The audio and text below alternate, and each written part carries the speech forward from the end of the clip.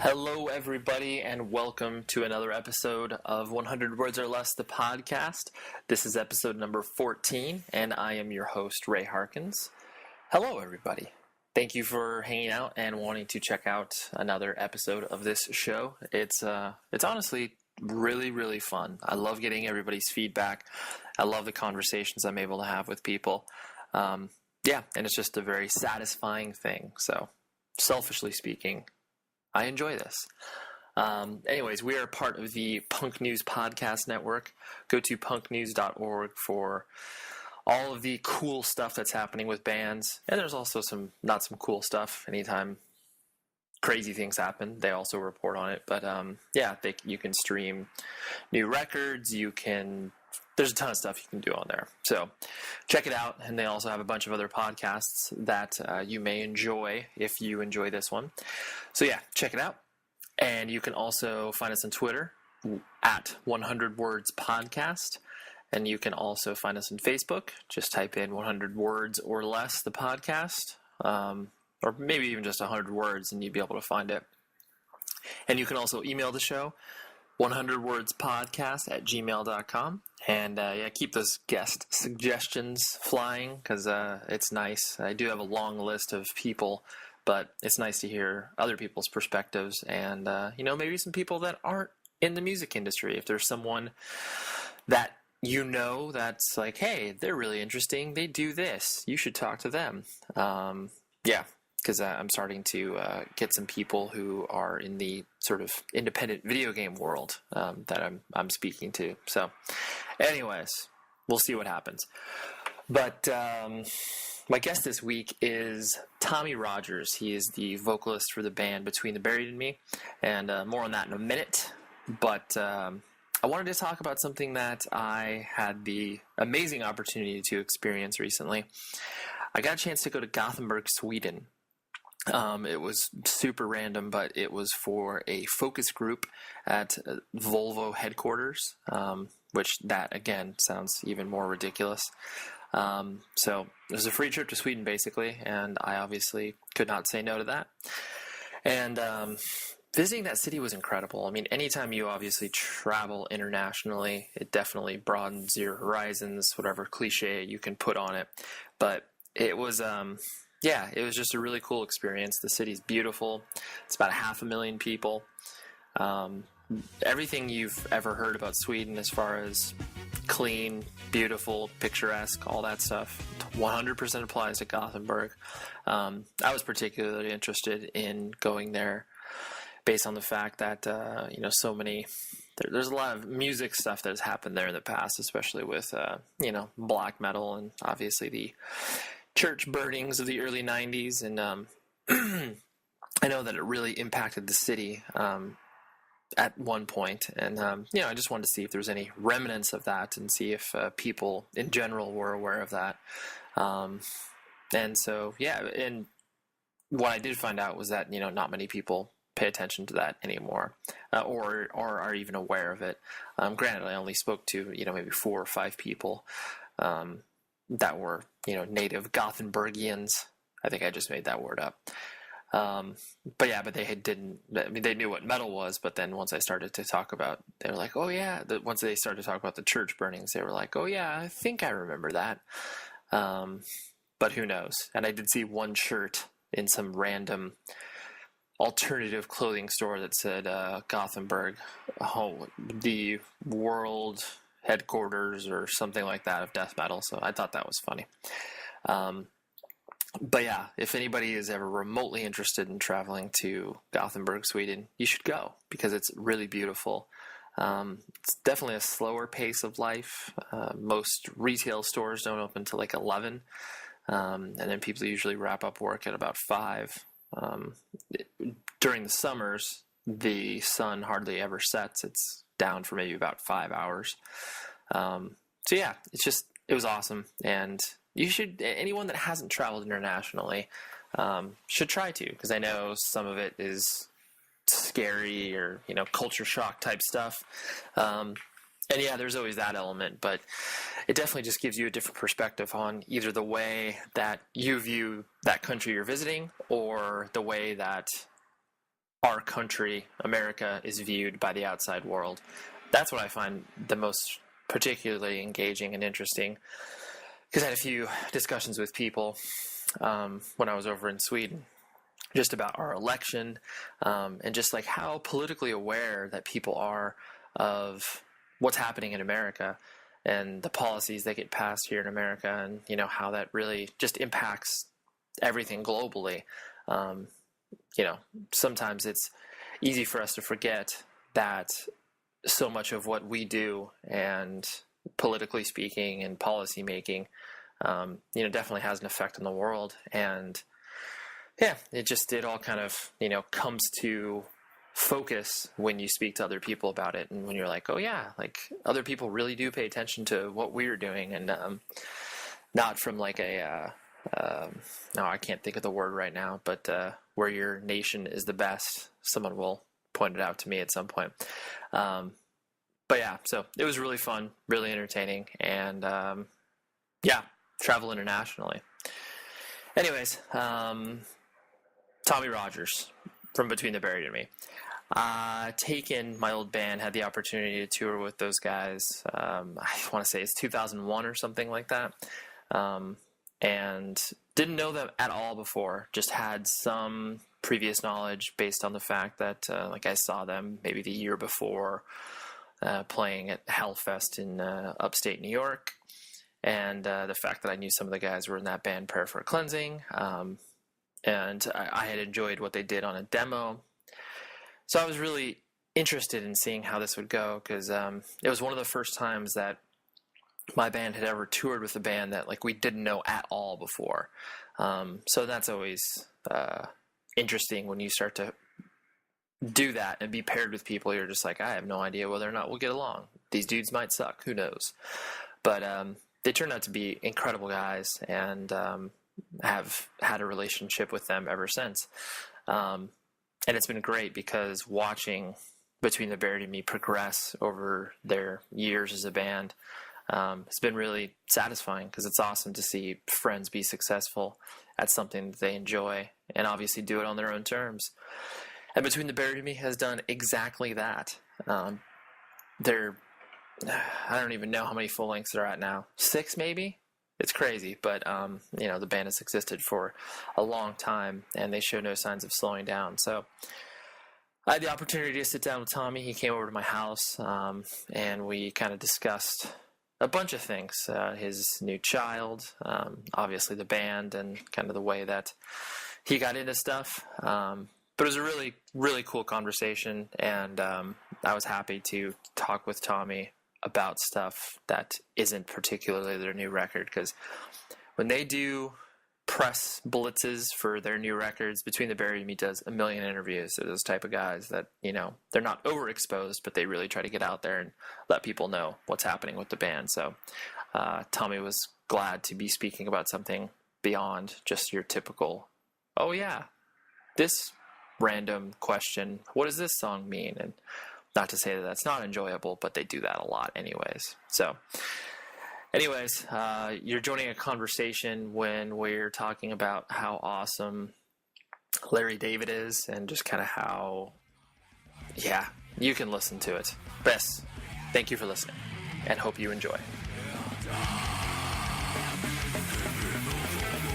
I would legitimately talk to him, because only if I see something, I'll never talk. I'm like that. Right. But I think Larry David, I would just be like, dude, I fucking love you, man. you do that. He's like having dinner, and you would go over to him and be like, maybe dinner, I don't know. That might be a little push. But yeah, no, he's probably. I love that dude, man. Yeah, and he's the type of person too. Like I kind of equate him to like a Woody Allen, where it's just like people either get what he does, or they are just like, this guy's not even fucking funny. Yeah, like he doesn't make any sense whatsoever. But there's a Ricky Gervais Larry David interview online. It's like an hour long. Sure. So it's like them interviewing each other.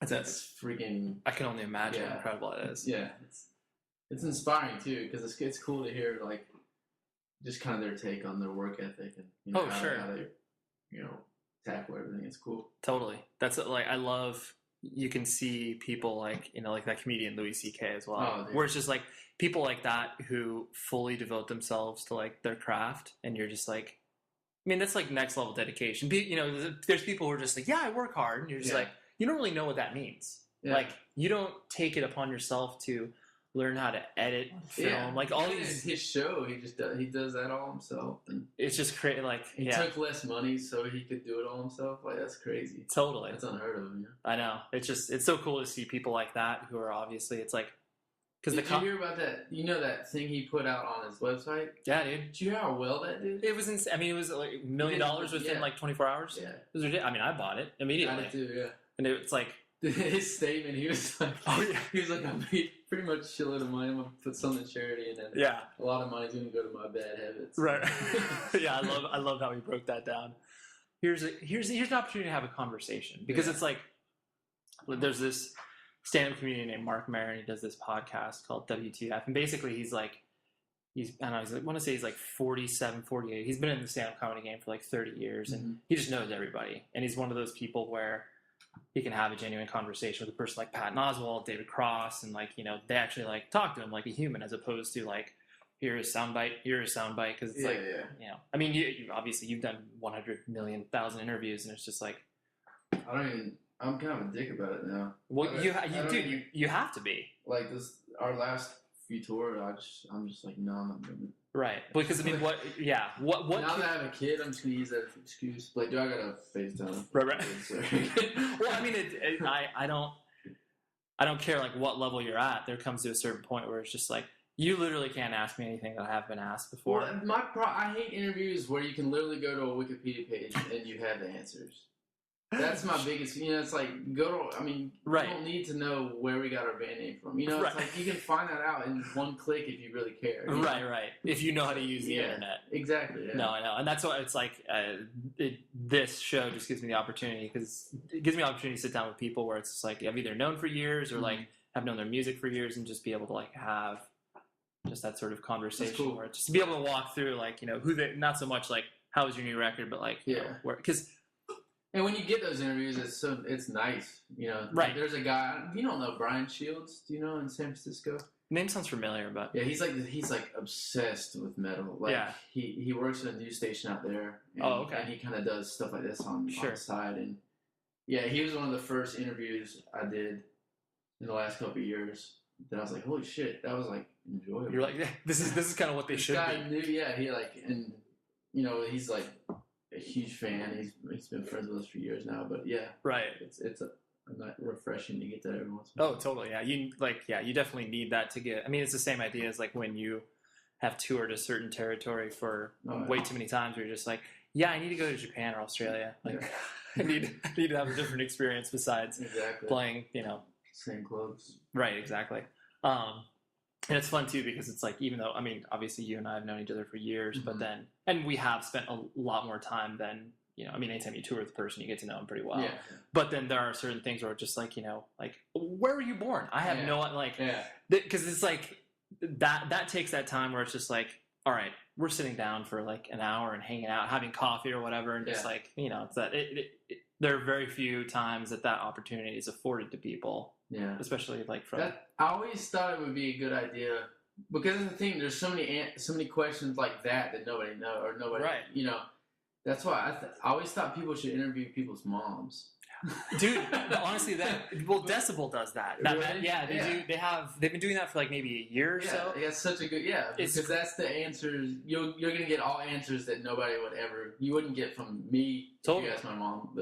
Right, like that. Yeah, it's just that parental perspective where it's just like, they're totally able to provide. Because they don't see you as anything but your son or your daughter. Yeah, exactly. Right. They don't see you as anything else. Right. Yeah. So were you always born and raised in like North Carolina area? Yeah. I'm sorry, I'm recording this. Oh, it's fine. Yeah, I grew up in. I was born in Morganton, North Carolina. Morganton. Yeah. Is it spelled like Morgantown, but it's called Morganton? Yeah. Okay. That's how I say it. That's how people in North Carolina say it. And that's totally fine. That's part of your North Carolina dialect. Yeah, but it's sort of near the mountains. It's where my grandparents live. Oh, okay. Yeah, but I never really lived there. But I grew up pretty much in Charlotte area. Got it. So you were born. Oh, it's okay. My Harry Potter books are not the best mic stand. I like this little tripod. It's cute. Awesome. So basically you were born there, but were just immediately shuttled off to Charlotte. Yeah. Okay. Yeah. A little town called Davidson, actually. Oh, okay. Which is right outside of Charlotte. And so, do you have that? I mean, because obviously people from the South, Southern pride, like that, just kind of. Yeah. I mean the thing. And then not Southern pride from like the redneck standpoint, but just like that. I think mainly. I'm sure it was like this out here too. Like you grow up with music, obviously, right? And back when we were really getting into music, it was way different than it is now, right? And like that small group, the group of people that were part of that is still so important to me that's what I associate North Carolina with more than like the actual region. Right.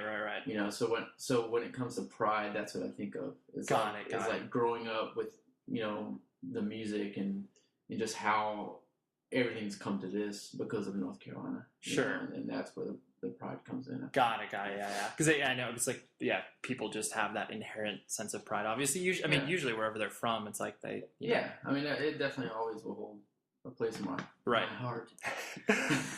in my big old Southern heart.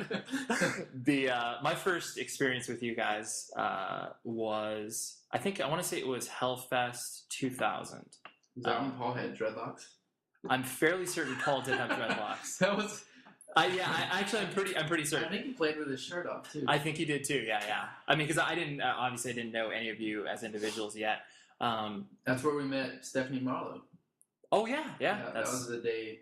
That was the day that they showed interest in us. Got it. Yeah, because I always found that like the Hellfest and those festivals to be so amazing, just because it was you still felt that sense of enthusiasm where it's like, oh, undiscovered bands, like bands that might not be you had your record on Life Force, but or no, you didn't at the time though. You guys trying to think. I think you just I think I remember Chris Logan from Goodfellow Records. Mm-hmm. He was just like, Ray, you need to listen to this band Between the Buried and Me. It's like, dudes are peripheral cleansing, et cetera, et cetera. And I think I bought your guys' demo and then watched you guys play and was just like, wow, like this is it's reminiscent of what was happening in North Carolina, but just obviously it's, sort of next level type stuff. And it just always, impressed me or just that first experience with you guys, because it's like, you all seem like such distinct individuals. Like, you all came from the same place, but you're all so fucking different. Yeah. Like, and you could even, I could see that not even know you guys, just be like, but yeah, it's like, like Paul's dreadlocks and shirt off, and it's like you've always relatively looked like, like a well kept dude, so to speak. And then it was just always funny to see those juxtaposition of images, because some bands are just like, no, like we have to look uniform or whatever, and like that obviously kind of reflected in the music as well. Like that was always kind of our thing. Is we didn't want to. We are individuals, and we always wanted to kind of do our own things individually, and with writing too. Right. That plays a big role in our writing. Right. We all have kind of our own little niche, so to speak. Yeah, exactly. We never look down on each other when we try to do something new. Right. And we've always had that mindset since even back then. Sure. It's a little more extreme now. But, right. Yeah, you've been able to expand your musical palette. Yeah, now we just are losing our mind. Now you're just like, we're bored. What else could we possibly throw against the wall that could stick in some way, shape, or form? So, like, what was your, your upbringing? Like, how did you, I guess, like, where did you first get introduced to independent music, and kind of how was your... Well, I've always really... I'm trying to think what, like, really turned me on. Mm-hmm. I know when I was very, very, very young, my dad's always listened to classic rock. And, okay. I always kind of just had that playing in my head. And, right. There was this place we used to go swimming when I was a kid, and I would go out on the floating dock and sing "Born USA" as loud as I could. That's impressive. Stuff like that. I was always a born performer right there. I was always attracted to music, and then at a very young age, like 7 or 8, I started getting into like Motley Crue and the 80s metal. Sure, and that was like my life. How did you stumble across that? Was it just like that's TV? What I'm trying to think of. Yeah, I can't. Because that's maybe my sister listened to some of it. How old was your sister relative to you? A few years older than me. Got it. Yeah, I can't even think how I really stumbled on. I just remember like buying or having the tapes and just being blown away. My mom freaking out because there was pentagrams on them. Well, of course. And the best thing was my mom. Once my sister and I were really into this music, she rather than pushing us away from it, she was like, she joined pretty much, and she would take us to the shows, and she would, basically be a part of it with us. So it wasn't. So she could see that everything was okay, I guess, and she enjoyed a lot of it too. And, my first show was Bon Jovi and Skid Row when I was in '88. That's impressive. Yeah. And the crazy thing about that is the drummer of Cephalic Carnage was actually at that exact same show because we were talking about our, old shows. Right. On tour once. And I was like, yeah, I saw so-and-so in '88. And he was like, in Charlotte? I was like, yeah. And he was like, dude, I was at that show. I mean, he was, he's older than me, but he was still young. Right. He's probably in his teens. And I was like, that's like, why we're both there and then we're both on tour together. Yeah, it's so weird. It's crazy. But yeah, so '80s metal was what initially attracted you about that? Was it just like the sort of abrasiveness of it all, and was it just? I guess so, yeah. And we used to go to the mountains every year, and there was this guy Chris Brady that my mom was friends with, and he was in a band called The Beast. Nice. And they really segued me into like the Pantera, Slayer, that kind of world. Sure. Because they were a little heavier, and Did you go see them play and stuff? I did, yeah. Well, we would they would hardly play. They'd play like little clubs, and we'd go to their practice space because my mom knew how much I enjoyed just kind of being around all that, And we would always go do that, and I became really good friends with them.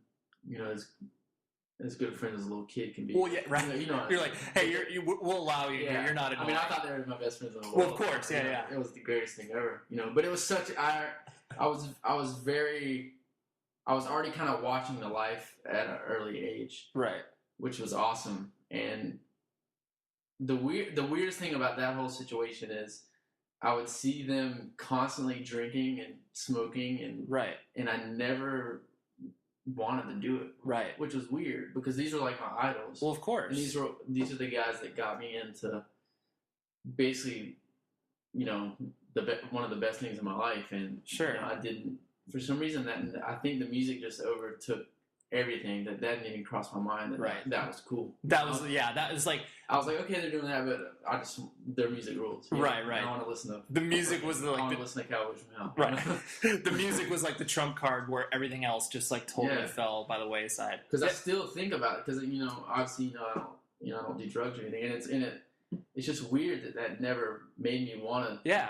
Well, especially because during those ages, like, I mean, you're even. I was probably 11 or 12. Yeah, and you're even more impressionable, I think, at that age. Oh, yeah. Than because like when you get to the 13 and 14, year olds, like you feel like you're able to make some sort of decisions on your own, but like that age, you're just kind of like you're a sponge. You're soaking up everything. Yeah. So that's interesting. Yeah. I guess it was just. What was it? Did your dad understand it at all?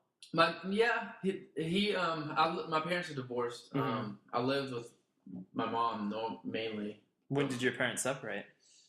Or like, how old were you? God, I'm so bad. That's okay. I was young. Yeah, you were. Let's see, you were under 10. Like you really don't have very much memory about it. Yeah. Yeah, I mean, there wasn't much besides just, we had to talk. And we were like, all right. Okay. Right. I still saw Dad all the time. Right, like he was still present in your life, and it wasn't. Yeah. So it wasn't. I don't know. For me, it wasn't that huge a big deal, I guess. Right. I think that honestly, I think that's indicative of our. I mean, obviously, divorce is so pervasive. I mean, my parents were divorced when I was. I think I was like 3 or 4. I mean, mine was a little more volatile because my dad was totally fooling around with my mom for many years. Mm-hmm.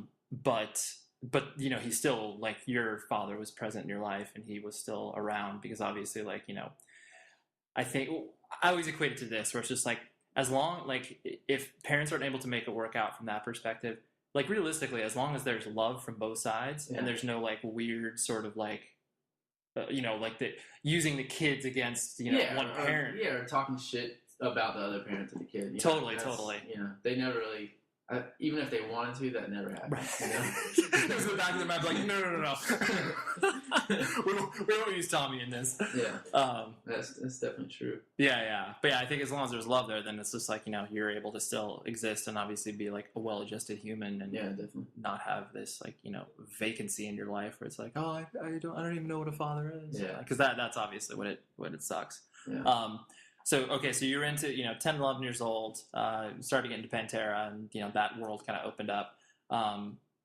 So then obviously entering high school, is that kind of when you started to become more introduced to independent-ish music? Yeah, it was probably junior high school. Mm-hmm. I went from the straight metal to I heard bands like Earth Crisis and, sure, Day of Suffering, obviously in North Carolina. Right. Bands that were kind of mixing metal with hardcore. Sure. And by this time, did you start to develop friends going to junior high that were kind of like into your type of stuff? Yeah, because I grew up playing music with some guys that eventually became From Here On. Got it. My old band, right? And so yeah, we were always kind of like trying to find new music, just like I am today, Sure. And there was bands like like I said, Earth Crisis, and then I slowly started getting into actual hardcore, Sick of It All, and I was really into New York hardcore, sure, like Madball, and of course, all that stuff, and it just kind of went from like straight metal to hardcore sort of metal, and then I was like hardcore only, right. And then I kind of my mind exploded, and I was like, I want to hear everything. Right. Well, you have to have those allegiances when because people have so many different. Well, there's not so many different gateways, but it's just like you were either kind of like a like myself, it's like I got into, especially being from the West Coast, where it's like, Fat Records and Epitaph. Yeah, like exactly. That was my gateway. It's like other people's gateway. It's like, it's metal. And it's like, people have similar stories with that, but then they do have those definitive, like, the line is drawn in the sand. How where you live a lot of times determines that. Totally. Because I don't think I've met a person out here that isn't like, that didn't follow that route, Totally. Like, it's always the Pennywise, It was just such West Coast kind of totally just because it was so pervasive. Where it's just like you wouldn't a band like Day of Suffering would no one would have known about that band. I mean, obviously it's like once they broke up, people started to care about them. Yeah. But that existing out here on the West Coast, it's like that would have never spread out here if it wasn't for And it was a small world then too. Right. You didn't have the internet. You didn't have How are you gonna find out about it? No, they played maybe 4 shows. Right.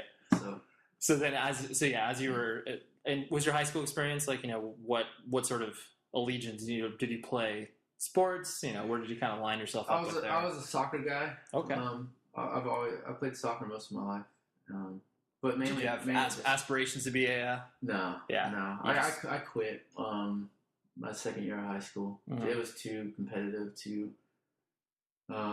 Testosterone filled. Yeah, shitty rich white kids. Yeah, drove me crazy. Yeah, for sure. I hated it. I felt really out of place, and the whole time I was obsessed with playing music, and at that point I was starting to write what I thought was good. Was you're like what I thought was good at the time? Because I started writing music pretty early, probably I don't know. Maybe 14 or 15, me and this guy, Rob Johnson, who's the drummer From Here On. Uh-huh. Me and him played together. It was just us two for years. Really?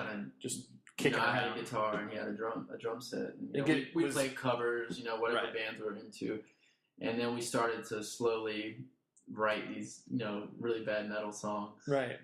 The first song I wrote was actually called War Games. Oh, nice. Yeah. A little nod to the movie, I presume? Or was that just... No, I just... not at all. That's incredible. I didn't know the movie. Just no War Games, yeah. It sounded metal. Of course. It sounds like it could have been a Megadeth song at some point. Yeah, there was a really, really bad solo, put quotations around that. Some notes put together. It was very trying to be Megadeth. Yeah. So so guitar was your first instrument? Yeah. Yeah. And did your parents buy that for you and everything? Yeah, it was actually through that band, The Beast. Oh, nice. Their guitarist. He hooked my mom up with a guitar, and he kind of showed me how to play a few things, and that was kind of it. Like your informal teacher in a way. Yeah. Sure. He would show me some Motley Crue riffs. That's awesome. That's cool. That's so cool that like you actually had, because usually people just have that, you know, the idea of a band is so far off in their heads, but it's like you had a band that was like literally right in front of you. That was like I can see how this exists. Yeah. I can see you like put stuff together. Like, did they do covers? Did they write original stuff? They were original. Yeah. So you saw it was the total like. You know, there was 5 dudes living in one house with bunk beds. You know, You know, and I thought they were like huge. You know, the biggest. You know, right? You guys play out like that's incredible. Yeah. So yeah, you were your first official band. Like, did you reference that as From Here On, or did you have something? Well, Rob and I, we Because I'm sorry, but I'm not going to allow From Here On to be an appropriate response, because From Here On is actually a good band name. And usually people have their first band names that are obviously atrocious. Don't worry, you're gonna. Thank God, I appreciate it. I'm so glad, because I was just because if you were just like, I walked in the world and I created From Here On, and you're just like, what's a good band name, dude? Come on. Anyways, go on. Well, we had lots of names. Good. Lots of bad names. I don't need to say all of them, but the one that stuck was Soul Integrity. That was our band name. That's pretty metal. Yeah, I got it from a Life of Agony song. Okay, there we go. But yeah, so that was our first band. It was Rob and I, and God, we went through so many lineup changes. But you guys played shows and everything like that. Yeah, we played shows. You know, it started off. We played some shows with the Beast, and then we kind of slowly started. Wow! So they were still playing. They were still playing. Yeah, that's incredible. Yeah. You're like, hey, can we play? Yeah, I think we played 1 or 2 shows with them, which was so awesome for me. You know, and I'm sure it was really amazing for those dudes who obviously had a close relationship with you to see like. Oh, and now, I mean, the drummer that was really good friends with my mom. That we still keep in touch with him. That's so cool. You know, he lives in Pennsylvania, has a family. Yeah. You know, that's so cool. It's crazy, yeah. That direct, that they're able to see the fruits of their indirect labor. Yeah. It's like, there's little Tommy up there. But yeah, so Soul Integrity, we were all in Davidson, and there was a bunch of dudes actually down in Charlotte, which is 20 minutes from us. Sure. The Prayer for Cleansing guys. Okay. Dave, Anton, Paul, which is right. You know, Paul from Newberry. Yep. And I met up with those dudes, you know, and. Just like through shows and everything. I mean, obviously, you know, shows. It's a small circle where 30 people at every show. You know? Yeah, you're like, so I don't know you. Right. Yeah, exactly. What's your name? Yeah. You have a cool basketball jersey on. Sick basketball jersey. Where'd you get that? Sick ball 315. Yeah, exactly. I was gonna say that. But so yeah, we met. You know, I kind of became friends with those dudes, and Dave, the singer of Prayer for Cleansing, he would do shows. So he would get us on some shows. We played, you know, Turmoil, Torn Apart, you know. Sure. And we slowly started to get shows, and it kind of just built from there. You know, we obviously did demos, you know, like bands used to do back then. Of course. A little boombox, right. You know, a 4-track or whatever. Totally. It sounded like hell. You go to Kinko's and print it all yourself. I also remember I remember, you know, a lot of churches used to have like tapes of their sermons or whatever, and then like you would tape over the top of it or whatever, and you'd be able to like re-record over it. Yeah. I was just like, once someone told me that, I was just like, this is brilliant. Like, free. I know. Everybody should be doing this. Like, but it didn't really trigger in your head where it's just like, the quality is atrocious. Yeah, like, it sounds terrible. But you didn't care about that. So yeah, we just kind of did that. And this was still Soul Integrity? Soul Integrity. And then, like, the beginning of high school, we started to get a little more serious. Changed our name to From Here On. Got another singer. We had 2 singers. And we started working on an actual record. We found Tribunal. Yeah. Right. They put out our first record. Right. Which I think they put it out. They re-released it. I remember that. They put it out after we broke up. Right. Weird. Because we broke up pretty soon after we recorded. It was one of those things, we were all, you know, it was, you know, by the time we were done with or at the end of the band, it was, you know, senior year, high school. Sure. And everybody's kind of different paths. Yeah. You know, certain dudes didn't. You know, me, I was always just like music. I want to tour. You know, this is all I want to do. Right. The rest of the guys weren't like that, which is fine. So we kind of went our separate ways. And then, you know, I was still obviously well connected with everybody in Charlotte, and started playing with. I guess the first thing I did was maybe I played guitar with Prayer for Cleansing when they needed a guitarist. Sure. Yeah, you kind of just. I mean, I was kind of around. I was like. You like sort of filled in for them when they needed you. Yeah. I filled in a little bit. Then I played drums for Undying for a little bit. Right.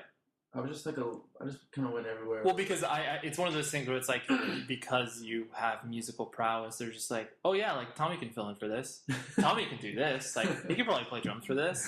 I mean, because it's like when you do, there are totally people within each, like, you know, region, like, you know, whatever, Orange County, North Carolina, whatever, where it's like, once they do, you know, show that they're capable of, like, you know, like, because good drummers are impossible to find. Yeah. So it's like, once I'm not a good drummer, by the way. That's why I didn't last very long. Like, thanks for your help, dude. But yeah, like, once you find a person who's, like, you know, legitimate and is just like yourself, who's like, yeah, I just want to play. Yeah. And they're just like, oh yeah, how about you fill in? And it's such a small world. Yeah. It's so different than now, you know? Right. You know, there's 3 or 4 bands in one city, and that's it. And, you know, everybody is involved with each other. Right. You know? And there's that. So if somebody leaves a band or somebody can't do something, there's somebody that can be like, yeah, I'll step up to the plate. Right. You know, and that's kind of how it always was. And that's how it was for years, even when Perfect Cleansing was more successful. You know, Jimmy from Undying played, you know, guitar for Prayer a lot, and bass. You know, I played bass for Undying for a little bit. You know? It was everywhere. And it was always funny, too, because I always felt like, you know, I don't think that bands have bands, in my opinion, are more competitive these days. And not competitive in, like, a negative sense, but they're just, like you said, that sort of, like, communal vibe of what it was back then. Because, like you said, there was a much smaller pool. Well, there's money involved now. That's true. That's the problem. Back then, there was never a point where you thought you would make money. No. Ever. Right. That never even crossed my mind that there was even a way to make money. Right. Because none of us ever saw it. When we played shows, we didn't think to get paid. We're playing a show with Turmoil. That's you know, why would this record I listen to every day, I'm getting to play with this thing. You know? Yeah. Why would I say no to that? Exactly. Right. So it's like when you don't have the factor of money, you don't care about you know, being in competition because there's nothing to compete. Yeah. You know, you're just friends. Sure. You know, jamming together, and that's what was always cool with North Carolina is like you have all these different bands. I mean, you even have like Code 7. And, you know, these bands that we were all very different from each other. Right. I mean, even Prayer and Undying, we were probably more similar than a lot of other bands, but we had very distinct sounds, I think, from each other. And, and I always thought that was really cool about North Carolina was how different all the bands sounded. Right. And it wasn't like, okay, one band was successful because there was no such thing as being successful. Right. And then, you know, all these second, third, second, that's how it is now. There's one big band in the city, and there's a million bands that are like, oh, we want to do what they're doing because they're making money. Right. You know, let's go to Guitar Center, get their pedals, and try to mimic that in some way, shape, or form. Yeah. So, like with high school, were you just like, you know, did you just kind of float through it? Were you just like, yeah? I mean, I don't know. I hated school. Right. Well, obviously, I mean, I wasn't one of those like, you know, I was always a very good kid. You know, I never did anything but music. It's weird. You know, I never experimented with drugs. You know, I never did anything. It was always just I had my focus and. Yeah, high school, you know, I did decent, you know. Enough to get through. Yeah, I never was like, oh, I want to go to college, I want to do this. You know, I always knew I wanted to play music. Right. You're like, I just need to figure out a way in order to quote-unquote. So high school was just me, you know, just hanging out. Right. Xing up every day. And, Did you X up to school? I did, yes. I am not ashamed to admit that I did as well. I think most people that were involved in the straight edge movement back then did that in high school. Honestly, you were the first person I've had a conversation with because I've mentioned this to other people and they're like, oh no, I never X'd up to school. I mean, pretty much everybody I knew did. That's amazing. Yeah. I should have been in North Carolina. Most important question, did you X up both hands? Yeah. See, tell me, your 15-year-old brain works this way where I'd X up for shows with both hands, but school, you know, I needed to be a little more like respectable. So I just X up one hand. Okay. Right, so it was just like, you know, it wasn't as like, as up front. Yeah. Even though it's like, are you fucking kidding? You have an X on your hand, you're going to school. Like, it's all thick. Totally. And it's like, you know, I went to a small enough high school where it's just like, it wasn't this like huge influx of new people like every year. And it's like, no, like, Ray, we know you're straight edge, dude. Yeah. Like, we get it. Yeah. You don't need to wear an X every day. Yeah. But that was, I mean... That's just what you did. it was. And, I was, high school, for me, looking back, I was very close-minded back then. Even, because that stuff kind of, in a way, just controlled me in some weird way. Yeah. My only friends were people that had the same beliefs as me. And, right. Every kid has to go through that. Mm-hmm. So it's not like I regret anything. Right, it's right. Just, it's part of it. Right. So yeah, you're able to look back and be like, oh, I was a little foolish that I opened my eyes to this sort of thing or whatever. And it was like that with music, like I said before, Mm-hmm. If it wasn't heavy, right, I was not going to listen to it. It's terrible, right. Even if it was a heavy band, they had like a clean song, like, fuck out of here. Shit. This is going in a used bin immediately. God. I want you singing. That's incredible. Life Agony came. Right, okay, and you're like, that's cool. This is my transition. With the idea, something I always noticed about North Carolina as well, where it was always obviously so steeped in politics, where it's just like it was. Even if a band like a band like Prayer for Cleansing wasn't they weren't as overtly public about their politics as Undying was. But they still, had a political edge to it in some way, shape, or form. Vegan straight edge metal, right? And I just found that so interesting. Like, even a band like Code 7, who it's like, they had their own politics that they were moving forward. Mm-hmm. But it's just like that obviously didn't happen in other areas. Like, you'd have, your whatever, maybe 2 or 3 bands that are, quote unquote saying something. But it's like, it seems like everybody in North Carolina kind of did that for that time. Yeah. And what do you attribute that to? I don't know. Yeah, I have no idea.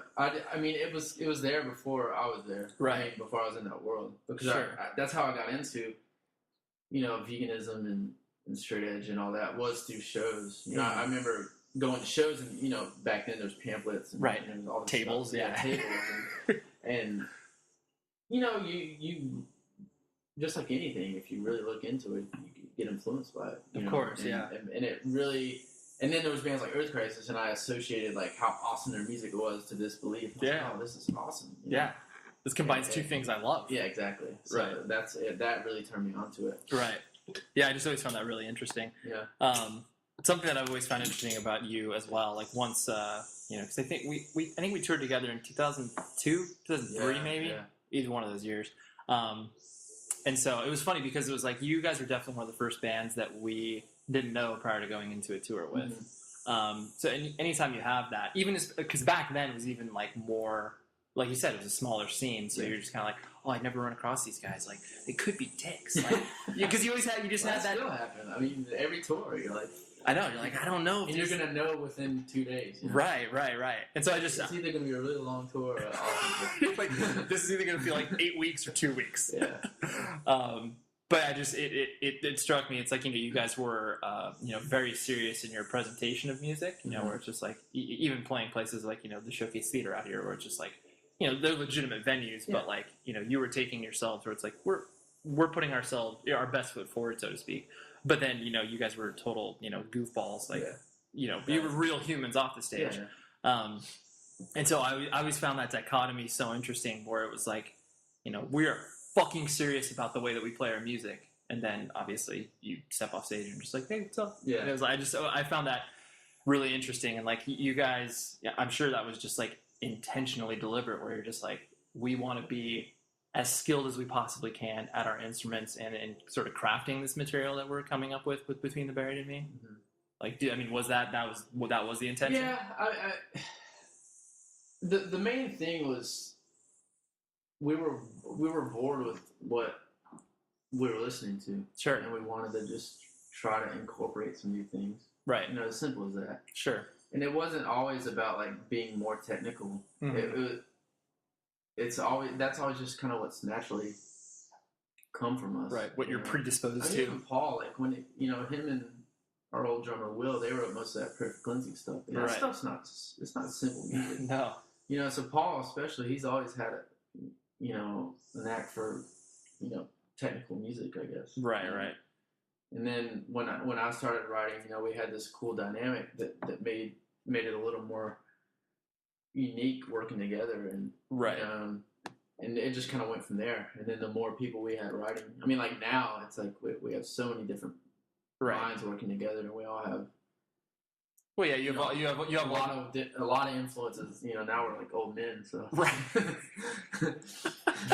right, exactly. Because I mean, well, and obviously at this point now, you're also comfortable with one another, where you know how to suss out what will make the most sense for a song. Oh, definitely. I mean, comfort. It's so important. Mm-hmm. Not just writing, but I mean, as you know, being in a band. Yeah. It's not just. You know, it's relationships. Totally. You have four or three like additional people that you have a very intimate relationship, even though you're not, you know, and if you're not getting along, it's going to affect, you know, your tours. It's going to affect your on-stage playing. It's going to affect your writing. Right. You know, so being comfortable on all sides is really important, and we're very lucky to all really get along. Yeah. We really like each other. And right. I mean, even like our manager, like, he'll come on the road with us, and he's just like, I can't believe how well, like, you guys talk with each other. Right. You know, we all know a lot of bands that have been around for 10 plus years. Right. A lot of those bands, they don't even hardly speak to each other. No. Just because they've been there, done that. You know, right. And they're, you know, they have like different worlds. Yeah. But with us, I mean, we're still really good friends. You know, we still enjoy to be around. I mean, we have little things here and there, but, you know, of course, yeah. But we love each other. It's right. Awesome. Yeah, because it's like you've realistically only had, like, you know, one larger lineup shift, and that's not like that. Yeah, and that was such a long. I mean, that was 2005. Yeah, 4 something like that. So yeah, and ever since then, it's just been building and building and building. Right. You know, more. It's just like a relationship with a girl. You know, it's just like you build it and build it and build it till it's organized. You know, and right. And it's just, you make the best of it, and it either works or doesn't. Right. For us, luckily, it really works. No, totally. Oh, that's nice. I appreciate this lawnmower guy. Shut this window.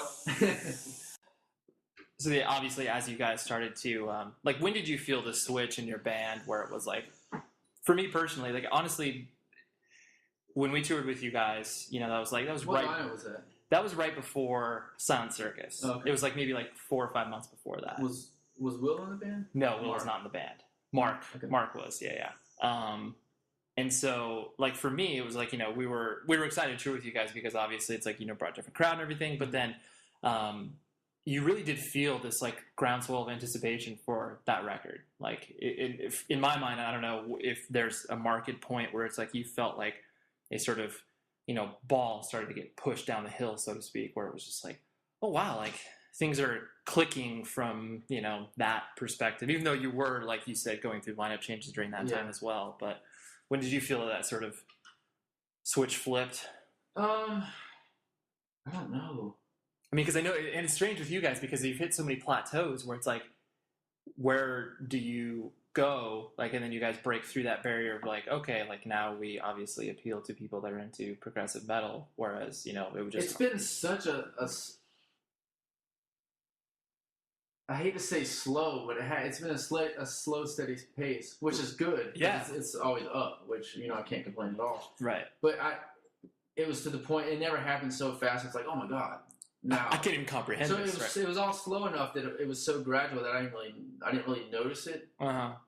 I hope that doesn't make it sound shitty, but... No. I guess Silent Circus, after that record came out, or when we were recording that record, because we're in like this nice studio, and, you know, I started to kind of feel sort of like it was kind of a real thing. Right. And then the point where I think it was during Silent Circus, when we quit our day jobs. That makes it pretty real. That made it like, okay, we're doing this. Cool. What do I write in my customs form for job? Yeah. Musician? Like, yeah. Okay, I guess because of the self-titled, you know, we were, you know, obviously even recording that record, I remember recording all night and then working the next morning, an hour away. You know? Of course. So, you know, Silent Circus, that's when we started to actually make enough money to, you know, barely get by, obviously. Right, to sustain yourself. In North Carolina, which is a lot different than a lot of places. But yeah. I guess that I hate to put it in the perspective of money, but yeah, that was when I was like, oh, this is, I guess, real cool. Right. I've now shifted my professions. What crappy jobs were you guys doing during that time? I was building mattresses. Oh wow. Yeah. That's random. I can build the hell out of it. You could, but I mean, build it like the actual like wood frame and like the springs and everything. Yeah, you would have. They're basically different components of the mattress. You put it all together. Okay. Do a lot of crazy stapling. Wow. And then there's another guy that sews. Sure. So it's like an assembly line-ish in a way. Yeah. Interesting. Yeah, I did that. I worked at a copy center. I was a courier for a law firm. Okay. For a while.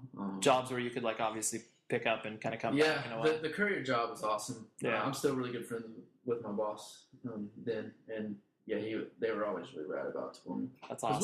We didn't tour like full tours back then. Right. It'd be like, we'll do some weekend shows, or we'll do a week on the East Coast. Right. Because it was a while till we got out of here. I can't even remember. Well, I think Paul's the guy to talk to about that. I have the worst memory. It all just kind of blends into one collective between the Buried in Me experience. Yeah, people that know I'm notorious. I don't remember. It's all right. It's bad. It's all jumbled. Yeah.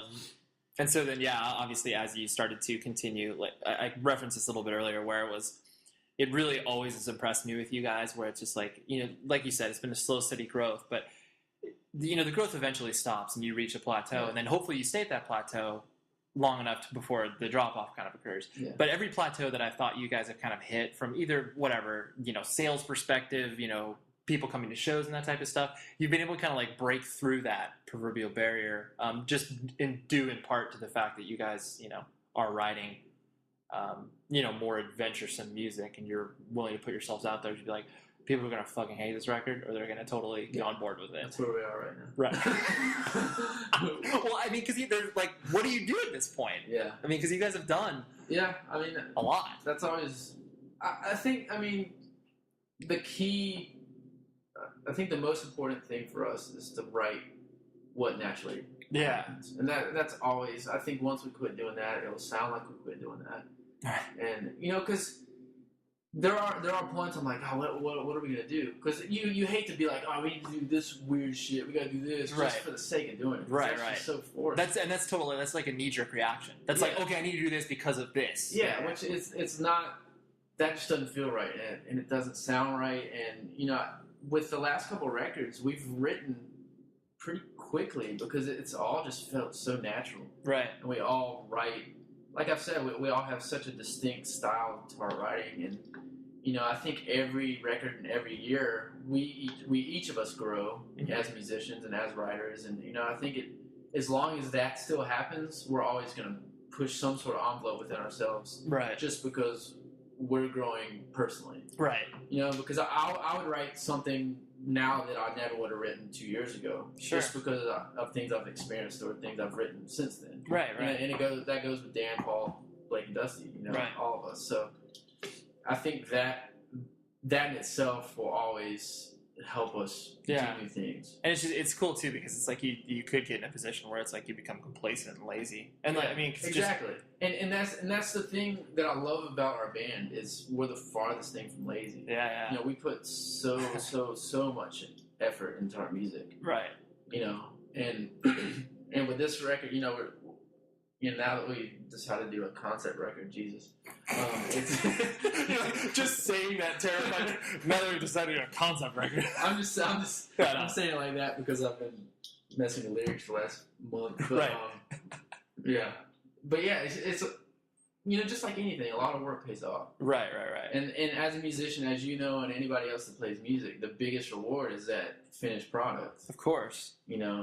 Just sitting in the studio when it's all done, and it's you can't duplicate that feeling any other way that I've found. Yeah. No, not at all. And I don't know. It's just there are very few bands that I'm like, because obviously we know a lot of people that have played music, and it's like you're proud of your friends when they are successful and when they've been able to like, and that every time you guys have taken that next step, it's just been like, that's fucking great. Like, it's just that.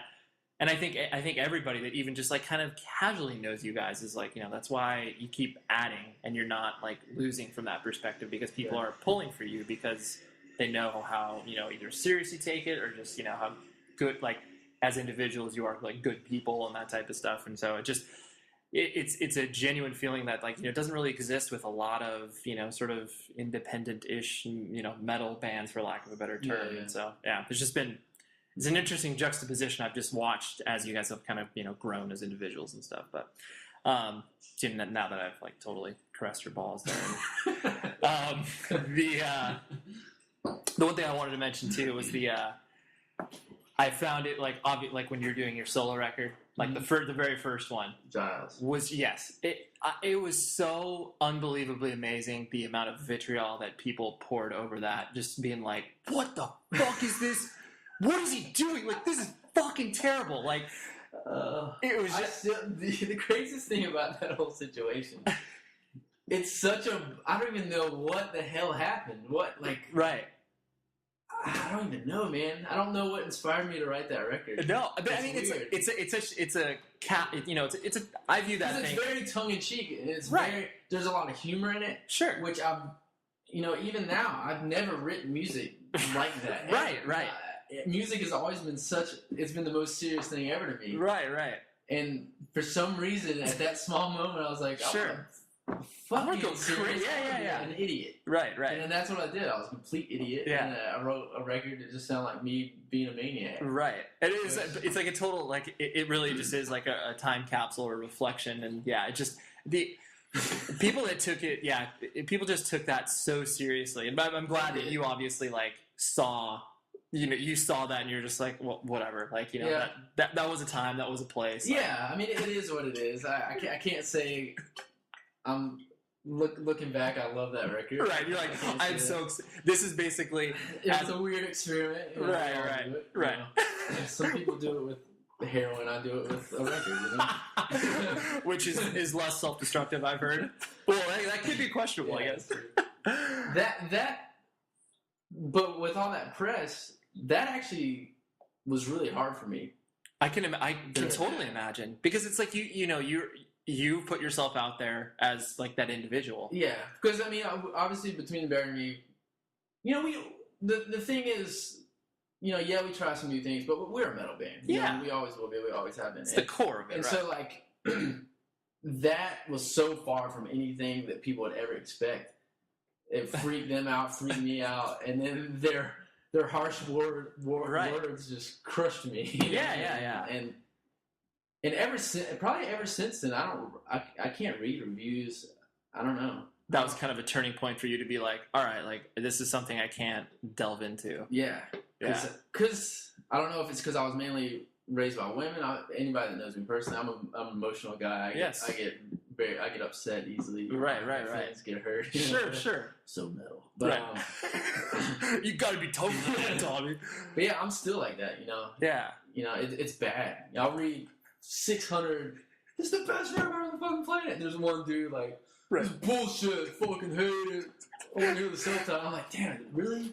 Just like the self-titled record. You're like, dude, how long ago? Yeah, but that sticks in your head. Oh, that's the one that sticks. Right. I hate it. It's not like that's how I wanted to be. Right. I think honestly, that's totally human nature. I'm sure most people like that. I don't know if they all admit it, but right. We can all say, "Oh, I don't give a fuck," but it's like, no, you do. It hurts. Yeah. It's just like anything. Yeah. If somebody says, "Dude, your fucking hair looks like shit," right. I ignore you. Yeah. No. You're like, really? Yeah. Well, shit. Maybe I should look in the mirror more often. Yeah. Well, that's funny. That was kind of a turning point for you. It really was. Yeah. I was like, oh, jeez. You're like, take it easy on me, okay? And now you guys are at a point where it's awesome. Like, you're able to call your own shots now, in the sense of like, the tours that you take. I mean, obviously there's a financial demand where it's just like, okay, we need to tour because like we're broke or whatever. Yeah. But you guys have built yourself up to a point where it's just like you are a quote unquote commodity, and because you are that, you're able to kind of dictate your own future. Yeah. Is that? I'm sure it's gratifying in some ways, and is it scary in others? And I don't think about it. Yeah, really. I mean, it's definitely gratifying, right? For sure. I don't know. It still blows me away that we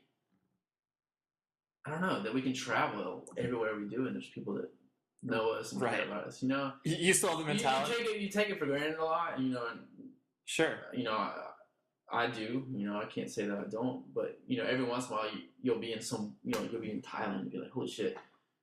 There's somebody in Thailand that likes your band, right? You know, that's awesome, right? And you still have the mentality where it's like you're driving to the next venue. You're worried, like, is anybody going to be there tonight? Is anybody going to care about? Still do it every night, right? Because we've all seen it happen a million times. You know, we've been playing music long enough.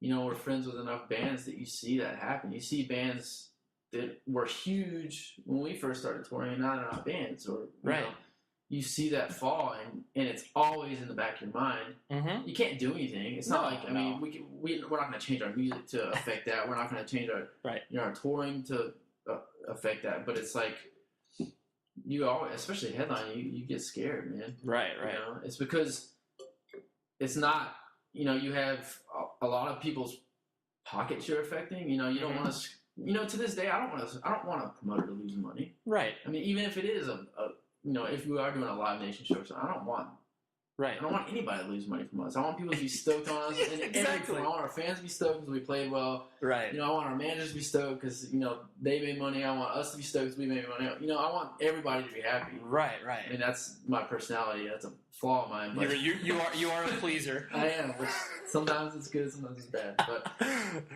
yeah, no, that it's good to have that perspective and obviously try to be, you know, amenable, because otherwise it's you know, you might be left alone with nobody else. Yeah. And the thing is, I mean, when it all comes down, like, what else do we have? Right. I mean, obviously in our lives we have amazing things, but I'm talking about as far as a job. Oh, of course, right. You know, it's like, what would I do?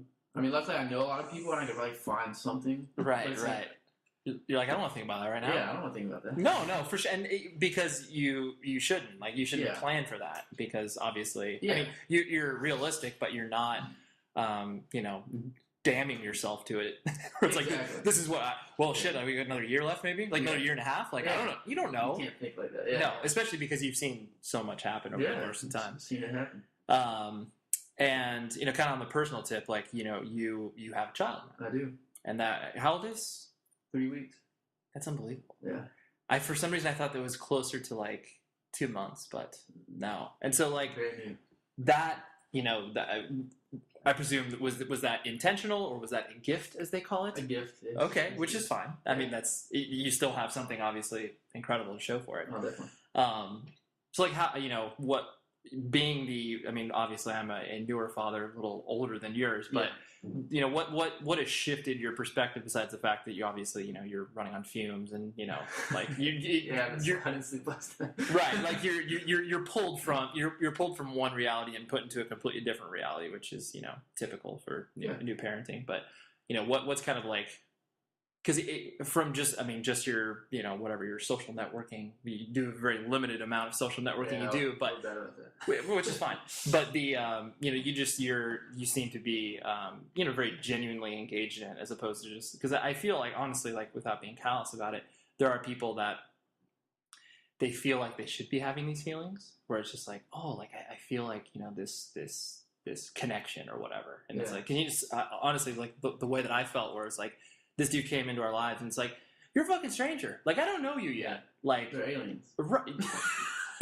Essentially, we're just like, you know, like, you're insanely demanding. Like, I gotta, you know, I have to take care of you 24/7, which is obviously what I signed up for. But then it's just like I want to get to know you first before you start demanding all this shit of you. But like, I don't know, like, what's been your perspective on the whole fatherhood ish? It's been, I don't know, it's so unlike anything else. Totally. As anybody that has a child knows. Yeah. And it's still so new. Yeah. I can't. No, yeah, you can't reflect on it because you're living it currently. And I honestly, I'm scared to be gone from him. You know, of course. You know, it's all scary. You know, our lifestyles are.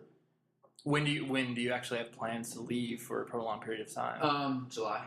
Okay. Oh, yeah, that's right, because you're doing Summer Slaughter. That's right. Yeah. Yeah, but it's amazing, man. Like, I've never liked babies. You know, I've never been. You're like, I'm not going to seek this out, right? But you know, when I found out what was going on, you know, I was actually in Italy, which was cool because my lady, she's from Italy, and oh wow, kind of tied it all back in. Yeah. But it never really scared me, right? Ever. You know, because I think about every point in my life, and you know, especially obviously not before like 18 or 17, right? But like this is the best time mentally for me, financially, you know, as far as, you know, my career, everything, my freedom. I couldn't have a better time for this to happen, right? Know? And you know, I've been so excited for it to happen, and now that it's here, it's just it's awesome, surreal. It's I'm surreal. Sure. It really is. Yeah. I mean, you know, the first time you see the little dude, it's so strange. It's so crazy. Man. I know. And you know, he's the first baby I've ever picked up. You know. Yeah. You know. Oh, that's even more. Yeah, and it's just, I don't know. It's awesome. Totally. It's a process, like everything leading up to it, and then like when it actually happens, and then obviously it's like there's a process after that. Yeah. But it's like I equate it to where it's just like it's the littlest of moments where you're just like it snaps you back into being like, holy fuck, this is insane. Yeah. Like, well, every once even last night, Jessica and I, we were sitting in bed, and I was just like, there's a baby right there. Yeah, it's ours. Right. We created. This is a part of us. Like, that thing formed inside of you, and somehow, everything just happened. Right. We didn't have to. You just naturally. It just did it. Right.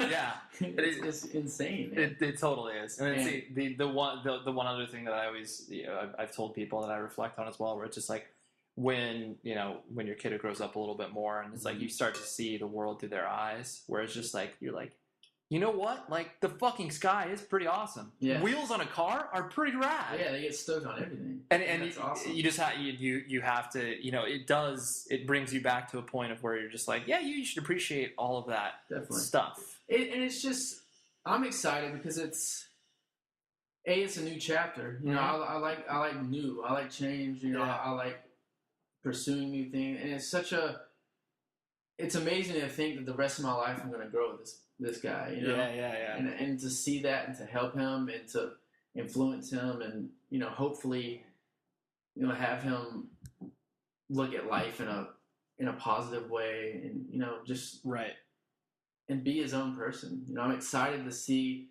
there's so many possibilities. Yeah. You know, there's so many, just like all of us. We have, like we were talking about earlier, you know, how you grow up and what you turn into. Right. You know, and it's I'm so excited to kind of see what happens with him and you know what he's into and I feel and I totally feel you like and I don't want to force anything. You know? Oh yeah, you know, it's like I want him to do his thing. You know, I obviously it'd be cool if he's like, oh, I want to do music, but if he doesn't, that's rad. I mean, if he wants to be a dancer, that's cool, dude. Right. Be like, yo, I can't help you as much. Like, well, we can go to classes. Like, maybe I can learn something too. Exactly. Yeah, it's such a sure thing. It's the only thing in life that's 100% sure, unless obviously something horrible happens. But you know, it's like the only thing that you know is there. Right. You know, because the band, you never know. No, right. You know, my health, I never know. You know, it's like all these things you never know. Your friends, you never know how long. Right. This little dude is always going to be your little dude. Right. You know? There's no disconnecting that. And that's amazing. Yeah, for sure. And I'm excited, man. I'm excited to. I don't know. I thought I would be scared, but I'm not. That's cool. You know, and it's just you have to do a little more planning. Yeah, it's like anything else. Right. I mean, you. It's just like taking on more work. Right. It's just a human life. Right. Putting it in that perspective, like, it's just taking on more work. Except you're responsible for keeping this thing alive. Like.